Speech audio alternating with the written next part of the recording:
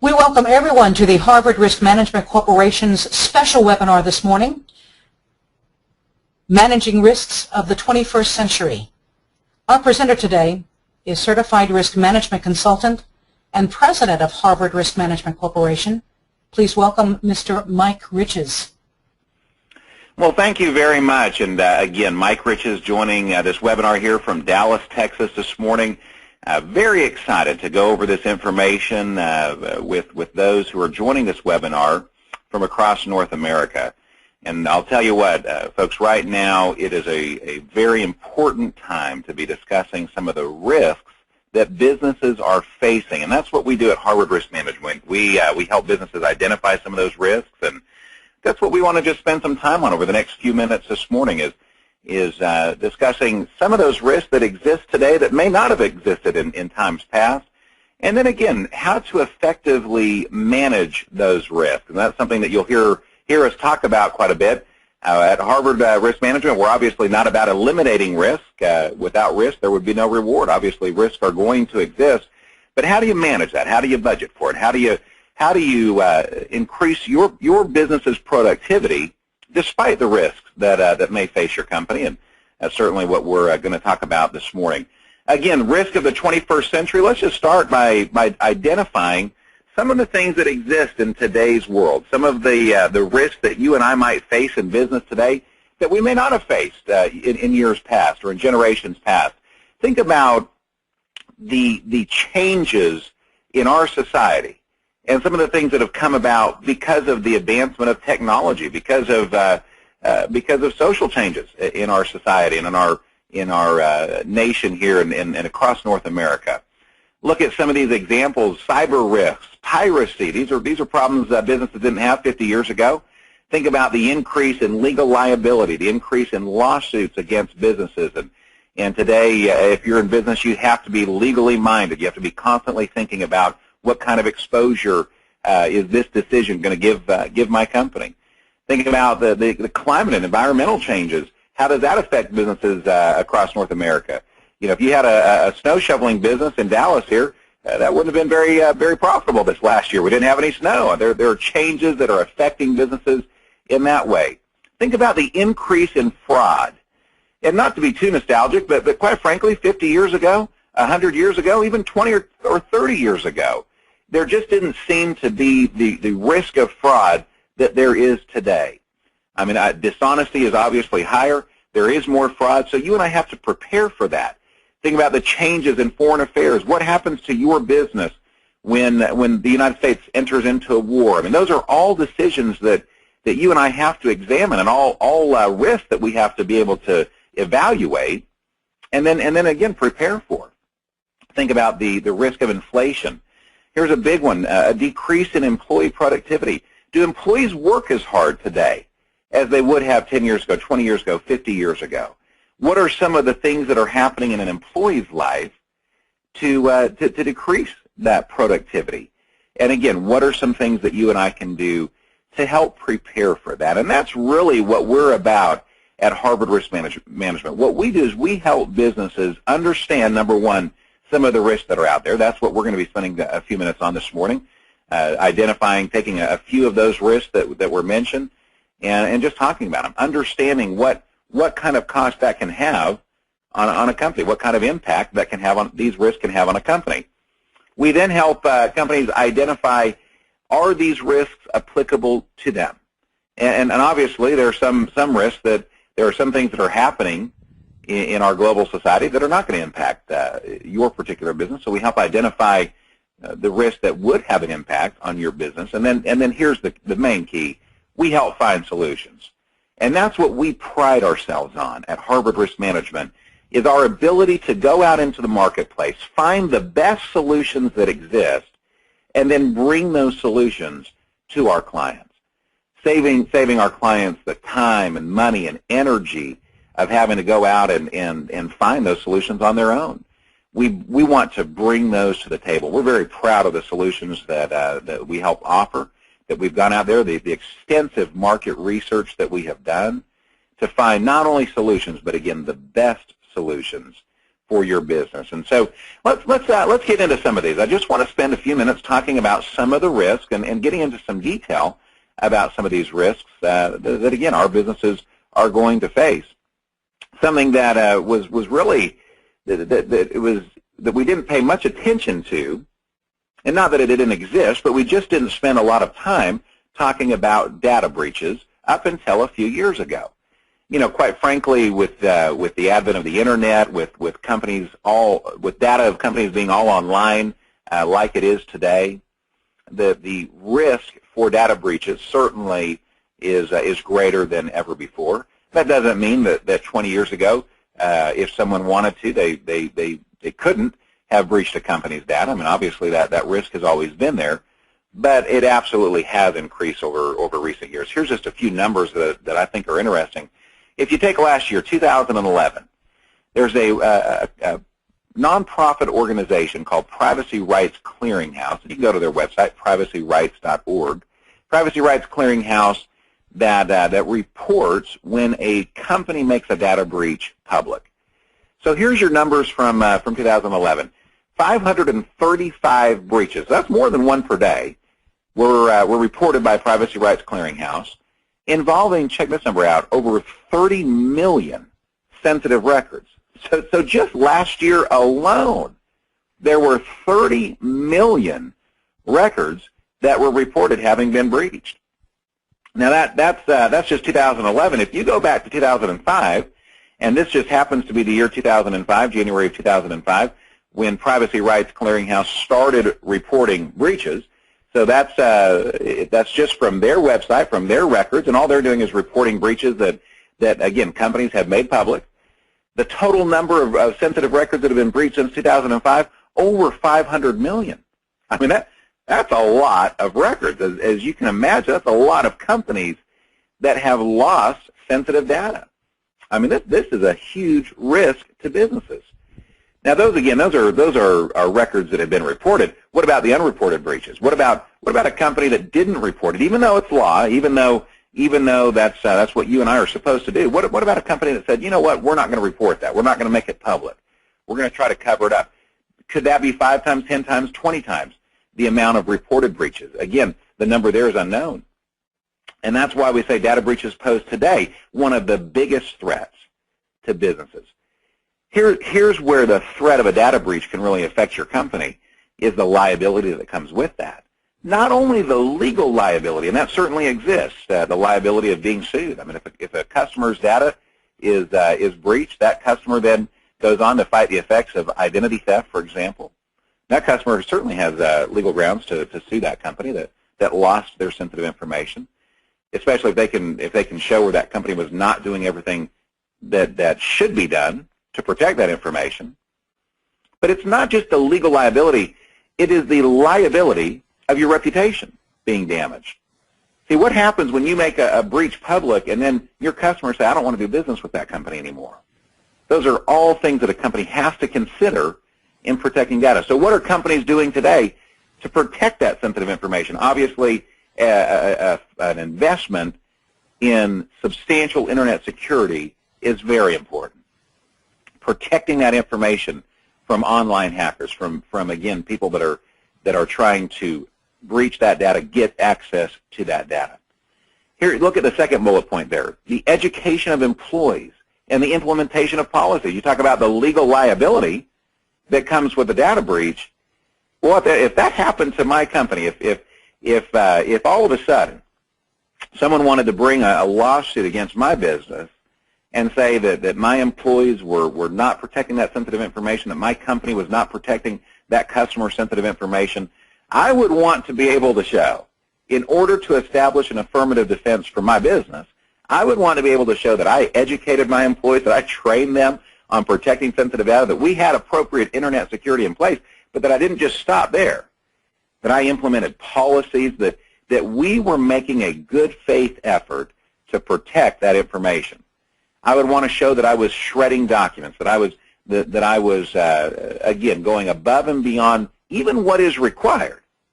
If I want to reduce my exposure, I would want to go even above and beyond what is required by law to show that I was making a good faith effort, again, to protect that sensitive data. Document shredding, definitely a part of that. And then what about employee and vendor background screening? That I was screening my employees, that I wasn't just letting anybody come to work for my company. Again, those data breaches don't always occur online. It's not just a case where, I mean, you go look at privacyrights.org and look at the descriptions that they have there of data breaches. Many times it's a dishonest employee. It's an employee that gained access to sensitive information, and that could be janitorial staff. That could be anybody that works for that company that would have access to that information that turned around and then abused that access. They misused that information, or they were not careful enough with that information. They didn't lock it up like they should have. At that point, again, from a business standpoint, I would want to show that I screened those employees, that I was doing everything in my power to protect that sensitive data that quite frankly, almost every business maintains. There are very few companies out there that don't maintain some kind of sensitive data. Think about it, even if it's not for your customers, you definitely maintain sensitive data for your employees. You have to. You have to maintain W-2 forms and documents, legal documents with their Social Security information. I mean, that's something that a company has to maintain. And so, again, are we protecting that information to the best of our ability? That leads into another risk, which is, again, the hiring of employees. I alluded to that earlier. Think about just the general risks of hiring the wrong employees. And look at some stats here. 30% of all business failures are caused by employee theft. I mean, if my business is going to fail, there's a pretty good shot it's because I hired the wrong person. Businesses lose billions of dollars annually as a result of dishonest employees. This goes back to, again, that first slide that we talked about, fraud being a great risk for businesses today. But it's not like fraud did not exist 50 years ago, but it just seems like it's a little more prevalent in today's world. A large part, look at this third point, of reported data breaches are due, again, to a negligent act of an employee. Here's a couple more stats for you, and again, employee screening on hiring the right employee. Doing employee background investigations can save employers millions of dollars. Depending on the size of your company, how many employees you're hiring, and again, the job functions and access of those employees. I mean, we're talking about massive money that can be saved by hiring the right person. And again, at Harbor, we're not just about eliminating risk, we're about managing and really turning that into a profitable thing. If we can bring a program to your company that takes a risk and makes it a reward, then we feel like we're doing a good job. Then we feel like we are strengthening that relationship with your business, which is what we're all about, which is exactly what we want to do. Look at that last bullet point. On average, it costs between $7,000 and $40,000 to replace just one employee. So again, if we can bring a program that will save you that cost by making sure that you're not hiring the wrong person, that you're effectively screening those employees before you hire them, then we feel like we're doing a good job, that we feel like we're bringing something of value to the table. And let's talk about those employees. Let's take that one step farther. You hire the right employee. So here's the next question. Is that employee productive? And we have seen a decrease in general of employee productivity, where employees just don't seem to be as productive in today's world as they once were. Let's just talk about that for a second. What are some causes for that? What are some things that lead to a decrease or a lack of employee productivity? Well, certainly there are more distractions today than ever before. I mean, think about technology. 20 years ago, employees weren't getting online. They weren't playing solitaire. They weren't playing video games. They were not tweeting or Facebooking or texting. I mean, those are all things that have come about that have created a legitimate distraction for an employee.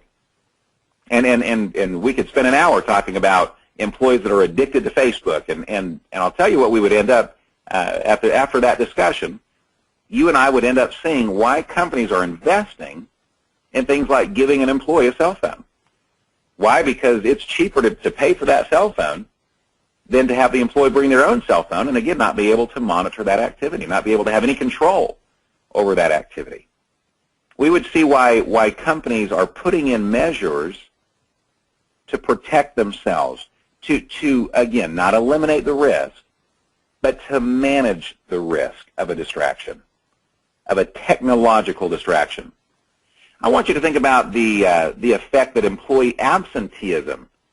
There have been studies that say that employee absenteeism, just employees taking time off of work to deal with issues that they're facing, that employee absenteeism costs businesses over $100 billion a year. And so what are your employees taking time off of work to go do? I mean, obviously, no company out there has 100% attendance of all its employees, for lack of a better term. So employees are taking time off of work, and we give them sick days, we give them work days, we give them some time off, but we see that sometimes that is those days off are occurring at the wrong time. What is it in an employee's life that's leading to that? And then not only the absenteeism factor, but look at this employee presenteeism. And in recent years, there has been a lot of talk and studies done on employee presenteeism, which is related to absenteeism, but it's really the opposite. It's when an employee is not absent, but obviously present at work, when they're there, but they're not focused on their job. And again, there have been a lot of studies as of late, a great study by Cornell University saying that presenteeism can actually be 7 times more costly than absenteeism. A great article in the Harvard Business Review that talks about the cost of presenteeism. And it made the argument that when an employee takes time off of work, when an employee leaves and takes a day off, that can result in a 6% loss in productivity. 6%, why? Because if an employee, and think about it in a blue-collar arena, if an employee takes a day off, their work can be allocated to other employees. Other employees can pick up that slack. Even if it's for an extended amount of time, somebody can be hired on a temporary basis to do that employee's work. So a 6% for absenteeism, but presenteeism, said Harvard Business Review, can result in a 40 to 60% decrease in productivity. Why? Because if they're not there, or if they are there rather, you're not going to reallocate their work. They're just not going to be doing it. And so again, what is the true cost of presenteeism? And we're talking hundreds of billions of dollars a year for businesses around North America. So what are these reasons that employees are stressed? What are the reasons that employees are not productive on their job? Or again, in the case of absenteeism, taking time off of work? And there are obviously a lot of different reasons for that. It could be related to sickness. It could be related to general stress, things going on in their lives. At Harvard Risk Management for the last several years, we've been studying the effects of identity theft, and what we found is identity theft can be a leading cause of absenteeism and presenteeism. Because when an employee gets hit by identity theft, it definitely has a negative impact. There are going to be days that they take off of work to clean up that mess, and certainly they're going to be distracted while they're on their job. Just here are some numbers on that. The average victim of identity theft can spend hundreds of hours. And there have been all kinds of different studies that have been done that have studied victims of identity theft and concluded that they spend, again, hundreds of hours. Some studies say 140 hours. Some studies say 600 hours. Here's what we know. It's a lot of time that a victim spends in cleaning up the mess and restoring their good name. Certainly, if you've ever known a victim of identity theft, you won't argue with that. I mean, if you've seen somebody go through and be hit by this crime, and I'm not talking about credit card fraud. I'm not talking about they had their credit card compromised, where somebody got a hold of their number. That's not something that takes 100 hours to fix. I'm talking about identity theft. I'm talking about a victim that has new accounts open in their name, a victim that has been hit with criminal identity theft, where somebody has taken their information and gone out and committed crimes in their name, a victim of medical identity theft, where they have medical treatment being performed and the person receiving those operations, those procedures, is using that victim's identity.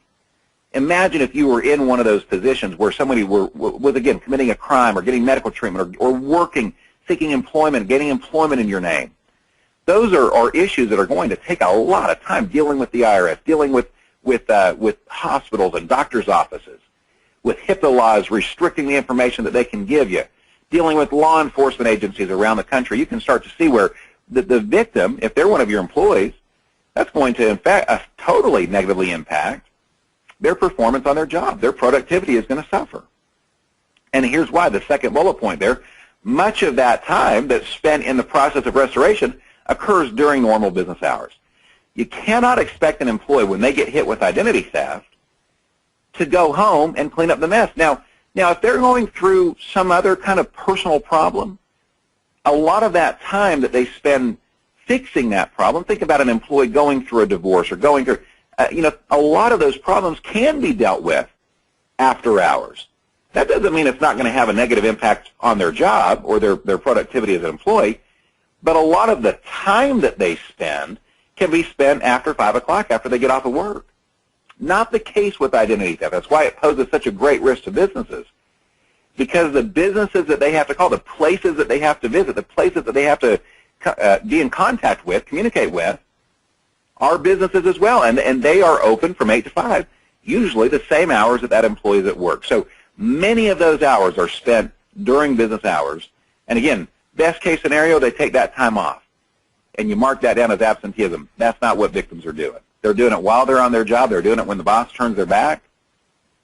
And not only is it a decrease in productivity, but victims of identity theft experience high levels of stress. That negatively impacts other employees in the workplace. And just think about that. Have you ever worked around a stressed out person? Oh, man, identity theft is one of those things. They go to work, they talk about it, they bring everybody else down, they stress other people out. I mean, they're there at the water cooler talking about, for 25 minutes what they're going through, and it's not just that one employee that is affected.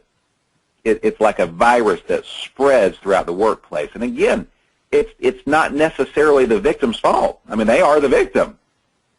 But again, what can you and I do? What can our companies do? What can we do from a business standpoint to help manage that risk, to help alleviate some of the burden that an employee is going to face? And obviously, we are proud of the programs that we offer in doing that at Harvard Risk Management, the programs that we can bring to the table that help manage the risk, that help increase employee productivity, and really, at the end of the day, help employees be a little happier in their lives, not deal with the stress that they would otherwise deal with.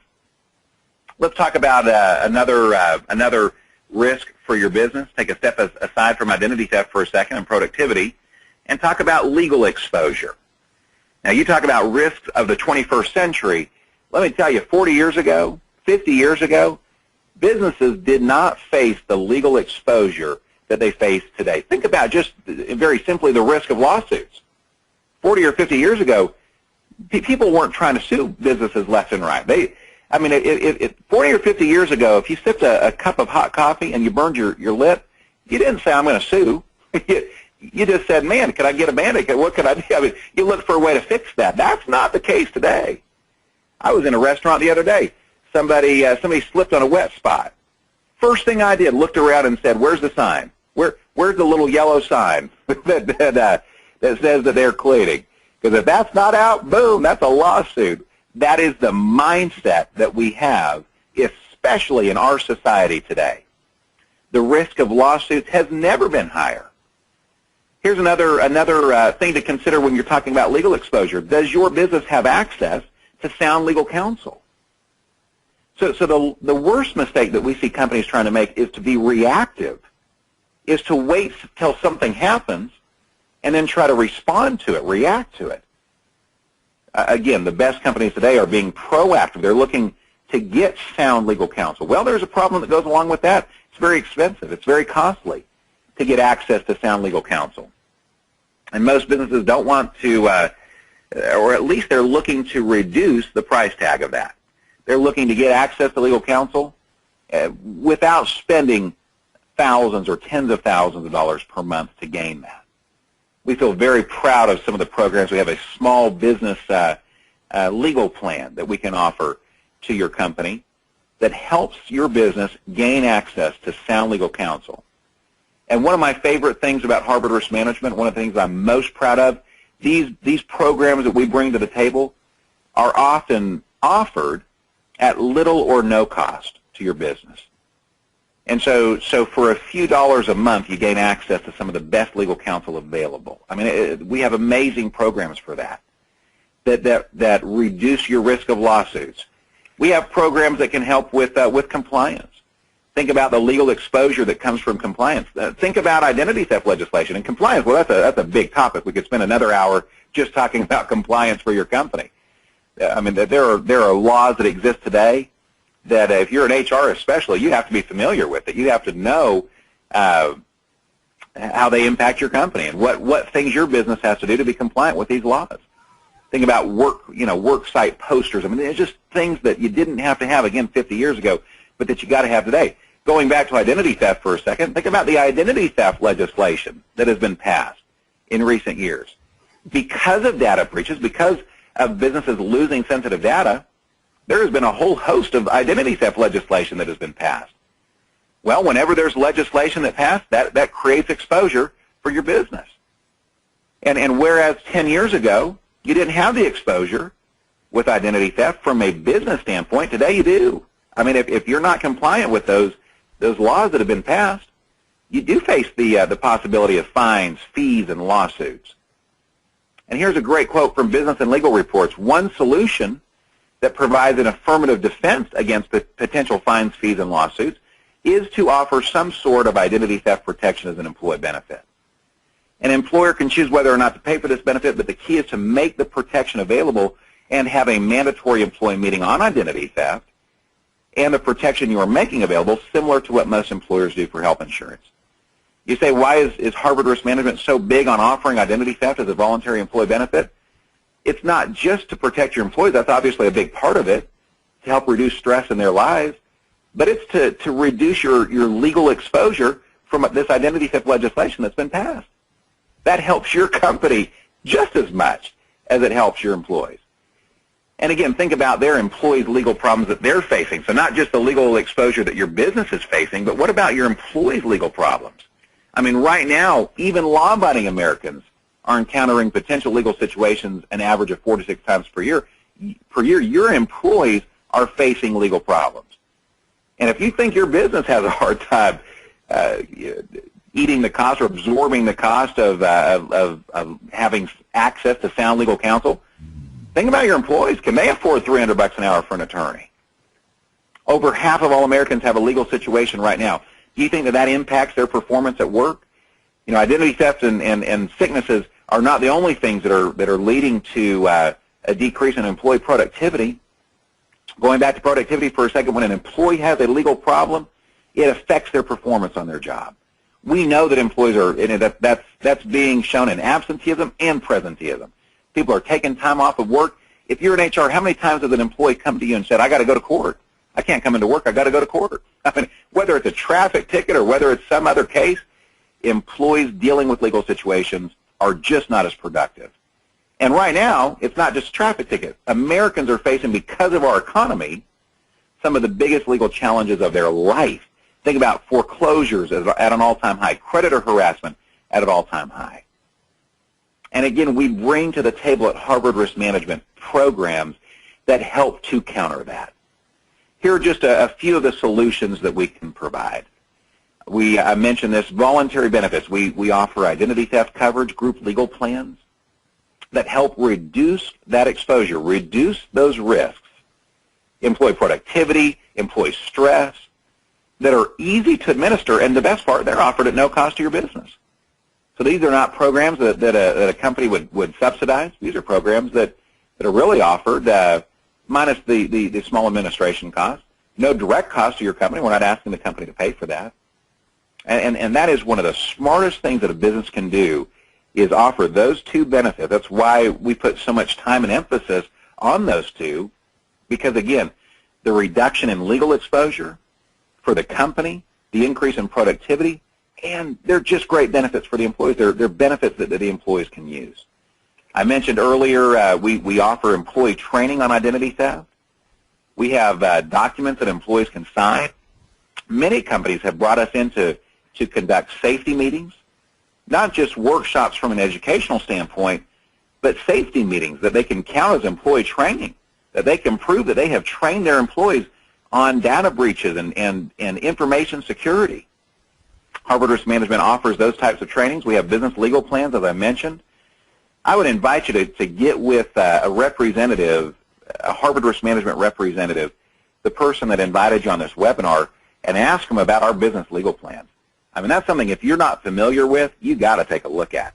For a very minimal cost, having access from a business standpoint, not just for employees now, but your business having access to some of the best law firms in North America. Those are amazing plans, and quite frankly, in my opinion, one of the best values that we offer. I mean, you're talking about dollar for dollar, one of the best values of anything that we offer. We're proud to offer employee screening services. And so I would ask you, who's currently doing the background checks for your employees?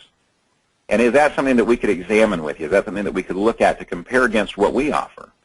And I think you'll be very surprised, very pleasantly surprised, very pleased with the programs that we can bring to the table there. And we also offer document shredding services. And so right now, if your company is not, if you're not shredding, or if you've got a shredder or two that you're just standing there shredding documents, we've got very low-cost solutions. And we've partnered with Iron Mountain, the premier provider of document shredding services, that really, for a very low cost, comes and provides a bin for you and shreds those documents on site. It's safe for the environment. It's one of the, again, smartest things that your business can do to reduce your exposure. And that's what we're about at Harvard Risk Management. Again, going out there, finding the best solutions in the marketplace that helps your company manage the risk that you face today. Our risks today are greater than they've ever been. And I want you to feel confident that your relationship with a Harvard Risk Management specialist, a risk management specialist, will help counter some of those risks, help prepare for some of those risks, help identify how these things do affect your company, and then again provide solutions at little or no cost to your business that can help you become more productive as a company and help your employees feel better and become more productive as employees. From all of us here at Harvard Risk Management, we thank you for taking the time to join this webinar today, and we wish you the very best.